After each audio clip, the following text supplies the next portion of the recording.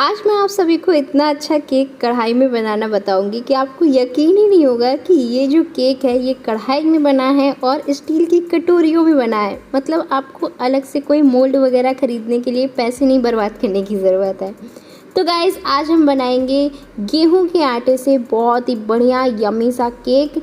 आप देख सकते हैं, मतलब ये कटोरी केक है या फिर आप मफ़िन्स कह सकते हैं, जो कि बच्चों को बहुत पसंद आते हैं। तो इस केक को बनाने के लिए आपको मैदे की, सूजी की ज़रूरत नहीं है। जो हमारे घर में बेसिक सा गेहूं का आटा होता है ना, उसी से बनाएंगे। और आप इसका टेक्सचर देख सकते हैं कि बग़ैर अंडे के, बग़ैर ओवन के, बग़ैर इनो के कितना ज़्यादा बढ़िया हमारा जो केक है ये बन कर के आया है। तो इस तरीके का फ्लफ़ी केक जो है आप भी बना सकते हो। बनाने में बहुत आसान है और अभी आपने शुरुआत में ही देखा कि मैंने इसे कढ़ाई में पकाया है, तो ओवन और इलेक्ट्रिसिटी की कोई टेंशन ही नहीं है। तो चलिए शुरू करते हैं। इसके लिए देखिए, आप कोई भी कटोरियाँ ले लीजिए, छोटी बड़ी, जितना बड़ा आपको केक बनाना है। चाहे तो आप मोल्ड भी यूज़ कर सकते हैं डायरेक्ट, मतलब कि अगर आप बड़ा केक बनाना चाहते हैं इससे तो बड़ा भी बना सकते हैं। तो यहाँ पर हमें कटोरियों को अच्छी तरीके से ग्रीस करना है। तो मैंने ऑयल डाल दिया है और इसे हम चारों तरफ अच्छे से उंगलियों की मदद से या फिर ब्रश की मदद से लगा लेंगे। तो गाइज़ मैं यहाँ पर आपको एक नई चीज़ बताना चाहूँगी। तो जैसे कि मैंने आपको ये ज्वाइन बटन के लिए पूछा था, तो आप लोगों ने, बहुत लोगों ने बोला कि हाँ ज्वाइन करना चाहते हैं, तो उसको हम आगे करेंगे जल्दी ही। और इसके अलावा एक नई चीज़ चैनल पे मैंने की है, वो है सुपर कॉइन्स। आप में से बहुत सारे लोगों को शायद पता नहीं होगा कि सुपर कॉइन्स क्या होता है। तो आगे मैं वीडियो में बताऊंगी कि उससे क्या कर सकते हैं आप, और इससे आपको क्या फ़ायदा होगा और मुझे क्या फ़ायदा होगा। तो यहाँ पर कटोरियों में तेल लगाने के बाद देखिए, मैंने नॉर्मली गेहूँ का आटा ही जो है ये डाल दिया है और इस तरीके से हम इसे जो है चारों तरफ फैला लेंगे। ठीक है, तो ये देखिए गेहूं का आटा लग गया है। इससे क्या होगा कि बटर पेपर की ज़रूरत नहीं पड़ेगी। अब घर की सबसे पुरानी कढ़ाई लो, जो थोड़ी सी बड़ी भी हो, और उसमें इस तरह से कोई स्टैंड रख दो, और अगर स्टैंड नहीं है तो कोई प्लेट को उल्टा करके रख दो। अब ये देखिए, मैंने लिया है ये गेहूँ का आटा। ये मैंने पूरा 1 कप गेहूँ का आटा लिया है। इसे जो है हम इस तरह से छन्नी में डालेंगे और इसे छान देंगे। इसे छाना बहुत बहुत बहुत इम्पॉर्टेंट है, क्योंकि आपको पता है कि जो गेहूँ का आटा होता है ना, उसमें चापर होता है। तो इसलिए इसे हम अच्छे से छानेंगे और इसका ये जो चापर है उसे पूरी तरीके से अलग कर देंगे। ठीक है, तो ये हमें एकदम फाइन गेहूं का आटा मिल जाएगा। इसके बाद इसको एक बारी आप मेज़र कर लीजिएगा कि कितना आपका आटा जा रहा है, कहीं ऐसा तो नहीं चापर ज़्यादा निकल जाए और आटा बहुत कम रह जाए। तो इस तरीके से देखिए, पूरा मैंने इसको दबा दबा के भरा है और ये पूरा 1 कप है। तो यहाँ पर हम क्या करेंगे, एक बाउल में ले लेंगे। ये मैंने गुड़ डाला हुआ है, ये गुड़ की खांड है।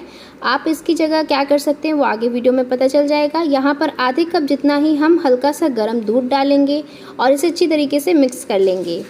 तो अगर आपके पास ये गुड़ की खांड नहीं है तो आप नॉर्मल गुड़ यूज़ कर सकते हैं, जैसे कि डेली वाला गुड़ आता है, उसे काट करके डाल सकते हैं, या फिर आप चीनी का भी इस्तेमाल कर सकते हैं। तो मैंने सोचा कि जब हम आटे का बना रहे हैं तो क्यों ना गुड़ के साथ बनाया जाए, क्योंकि इसका टेस्ट भी बढ़िया आता है। तो बिल्कुल देसी टच दिया है मैंने। साथ में मैंने इलायची का पाउडर डाल दिया है 1/4 चम्मच जितना, और इसे मिक्स कर देंगे। तो कोई एसेंस वगैरह भी नहीं डाला हुआ है। और अब हम डालेंगे घर का ताज़ा दही। तो यहाँ पर टेबल स्पून वाली जो चम्मच होती है, यानी कि जिस चम्मच से आप दाल चावल वगैरह खाते हैं, बस उसी चम्मच से भर करके आप 2 चम्मच यानी कि 2 टेबल स्पून जितना इसमें दही ऐड कर दीजिए। दही हल्का सा खट्टा होना चाहिए, पर बहुत ज़्यादा खट्टा नहीं। और इसे हम जो है अच्छे से मिक्स कर लेंगे।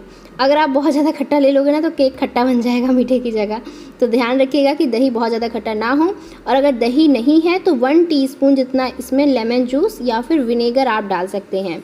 विनेगर आपको वाइट विनेगर डालना है। अब हम इसमें तेल डाल देंगे। तो देखिए, उसी टेबल स्पून यानी कि उसी चम्मच के नाप से आपको सिर्फ 2 टेबल स्पून जितना इसमें रिफाइंड ऑयल डालना है। ये बहुत ज़्यादा येलो दिख रहा है क्योंकि हमारे यहाँ सफोला का तेल आता है, तो इसलिए इसका कलर बहुत ज़्यादा मतलब येलो सा रहता है। और इसे भी हम इसके अंदर अच्छे से मिक्स कर देंगे। तो जैसे कि मैं आपको सुपर कॉइन्स के बारे में बता रही थी, सुपर कॉइन्स क्या है उसके अभी मैं आपको बताती हूँ। उसमें क्या कर सकते हो कि अगर आपको मेरी कोई वीडियो बहुत अच्छी लगी, या फिर आपने कोई रेसिपी बनाई तो बहुत अच्छी लगी, या बेसिकली आप मेरी वीडियो से इम्प्रेस हो गए, तो आप क्या कर सकते हो, मुझे कुछ पैसे दे सकते हो। तो उसमें अगर आप ऑप्शन में जाओगे वो डॉलर जैसा बना होता है, जहाँ पे आप लाइक करते हो ना, बिल्कुल वहीं पे आपको मिलेगा। और उसमें आप चाहो तो 20 रुपये, 30 रुपये, 40 रुपये इस तरह से करके आप दे सकते हैं। अब मैंने इसमें 2 टेबल स्पून जितना मिल्क पाउडर ऐड किया है। ये बिल्कुल ऑप्शनल है, आप चाहें तो स्किप कर सकते हैं, पर क्योंकि गेहूं का आटा का केक बना रहे थे तो मैंने कहा इससे स्वाद बेहतर ही आएगा, तो इसलिए मैंने ऐड कर दिया है। वैसे कोई ज़रूरी नहीं है कि अगर नहीं डालोगे तो नहीं बनेगा, नहीं डालेंगे तो ऐसी बात नहीं है कि नहीं बनेगा, केक तो भी अच्छा बनेगा। और ये देखिए अब आटा मैंने डाल दिया और इसे हम अच्छी तरीके से मिक्स करेंगे। तो ये है सुपर जो कॉइन्स है वो इस तरह से है। और फिर जो भी लोग मुझे सुपर कॉइन्स करेंगे, मतलब कि आप जो भी लोग पैसे देंगे इस तरह से, तो उसका मैं कुछ ना कुछ यूज़ करूँगी, जो कि ज़रूर से बताऊँगी। और इसके अलावा मैं शॉर्ट आउट भी दूँगी आप लोगों को। अब मैंने यहाँ पर डाला है 1 टीस्पून जितना बेकिंग पाउडर और साथ ही में हम डाल देंगे 1/4 टीस्पून जितना बेकिंग सोडा। अब इसी के साथ में हम 2 टेबलस्पून जितना दूध भी डाल देंगे और इसे कर लेंगे हम अच्छी तरीके से मिक्स मिक्स मिक्स। बहुत अच्छे से मिक्स करेंगे इसको। और जैसे कई बार कहते हैं कि एक ही डायरेक्शन में करना चाहिए या फिर दूसरे डायरेक्शन में नहीं करना चाहिए, पता नहीं, मैंने तो पिछले 6-7 साल से बेकिंग कर रही हूँ, पर ऐसा कुछ भी नहीं है। हाँ, बस आप जब केक को बेक होने के लिए रखो उसे अच्छे से टैप कर लेना, बाकी किसी भी डायरेक्शन में मिक्स करो, बस लम्स नहीं होने चाहिए। और ये देख सकते हैं आप, इस तरीके से गाढ़ा बैटर होना चाहिए इसकी कंसिस्टेंसी आप देख सकते हैं। बहुत ज़्यादा लूज़ कंसिस्टेंसी का नहीं होगा, जैसे कि हम आइसिंग करने के लिए मतलब बनाते हैं केक का बैटर, वैसा नहीं होता है। जो सूखा केक खाया जाता है ड्राई फ्रूट वाला या कुछ इस तरह से, जिसको हम ऐसे डायरेक्ट खा सकते हैं बगैर क्रीम लगाए, उसका जो बैटर है वो थोड़ा सा थिक होता है। तो चलिए अब हम ये जो हमारे मोल्ड है ना, कटोरियाँ हैं, इनके अंदर ऐसे फिल कर लेते हैं। तो ये रहा सुपर कॉइन्स के बारे में। तो जो लोग मुझे करना चाहते हैं आप लोग कर सकते हो, ये पूरा आपके ऊपर है, बिल्कुल ऑप्शनल है। अगर आपको करना है, आपको अच्छा लगे तो करिएगा। और इसके अलावा जैसे मैंने बताया, मैं शॉर्ट आउट दूँगी और जो भी करेंगे मुझे, मैं उनका जो है कम्युनिटी पोस्ट भी डालूँगी। तो ये है सुपर कॉइन्स के बारे में, जो कि मुझसे कहा गया था कि मैं आप लोगों को बताऊं। ये एक्चुअली नए नए फीचर्स जो है ये यूट्यूब ला रहा है, तो बस इसलिए मैंने सोचा आप लोगों को बता देती हूँ। और यहाँ पर ये देखिए, ये हमने कढ़ाई में, जो कि कढ़ाई हमने गर्म होने के लिए रखी थी ना, उसी के ऊपर इस तरह से ये अपनी कटोरियाँ सेट कर दी हैं। बहुत मुश्किल से ये सेट हो पाई थी चारों की चारों, क्योंकि मैं सोच रही थी अलग से गैस क्यों लगाना, इसी के साथ पक जाए तो ज़्यादा अच्छा है ना, गैस तो गैस है। तो यहाँ पर देखिए बिल्कुल धीमी आंच पे मैंने इसे पकाया है और इसी में देखिए पक करके इतने अच्छे फूल गए हैं। ऊपर से ड्राई फ्रूट लगा दीजिए, हमेशा बाद में ही लगाइए, क्योंकि क्या होता है कि ड्राई फ्रूट अंदर चले जाते हैं बहुत बारी। तो इस तरह से ऊपर से आपको ऐसे लगा देना है। थोड़ा सा और पहले लगाइएगा ताकि अच्छे से चिपक जाए, और चाहें तो लगाएं, नहीं तो ऑप्शनल है, स्किप कर सकते हैं।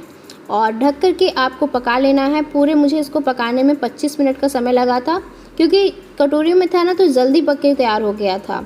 और जब आप कोई सीख डालेंगे इसके अंदर या फिर नाइफ़ डालेंगे तो एकदम क्लीन निकलेगी। पूरी तरीके से ठंडा कर लीजिए, बिल्कुल भी कसर मत छोड़िएगा ठंडा करने में।